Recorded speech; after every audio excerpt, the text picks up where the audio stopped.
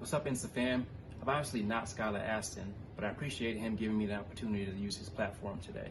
My name is Greg Lorjuste.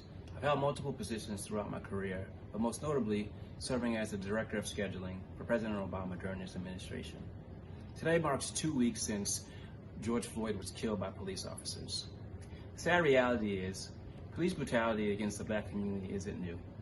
And the reason why it isn't new is because the current police system allowed bad cops to execute on site and then hide behind the laws and the policies that protect them.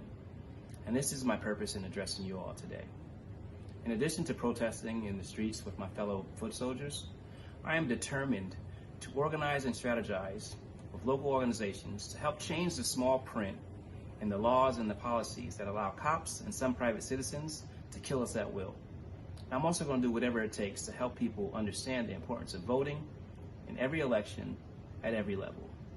And quoting my former boss, when you think about politics, a lot of us focus only on the presidency and the federal government.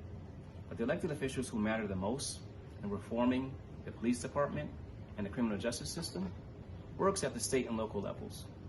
Consider the pieces on a chessboard.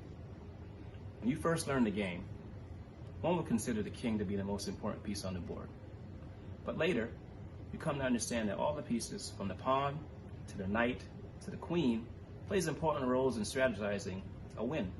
And those pieces actually have more functions and moves than the king is even allowed. In this instance, the president is the king, and your local elected officials, congressmen, and senators are the pawns, the rooks, the knight, and so on. Without them, the king is defenseless and ultimately powerless. The point is, in politics, there is a certain amount of power and opportunities for impactful change at every level, and they are all electable positions. We as citizens hold the keys to who gets the position on the chessboard. When we show up, elected officials will have to lead as they promised. And when they don't, we do whatever it takes to hold them accountable for protecting our interests. That means signing petitions, sending letters to your local, state, and government officials, showing up at town halls, educating yourself on issues so you feel empowered to use your voice. And finally, when they don't get the hint, we vote their asses out. We are at a pivotal moment in our history. And while it's important to understand that racism cannot be cured with legislation, systemic oppression and injustice can.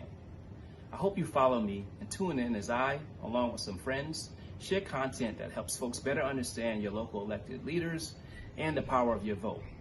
Thanks so much for your attention. I hope you have been inspired to POV.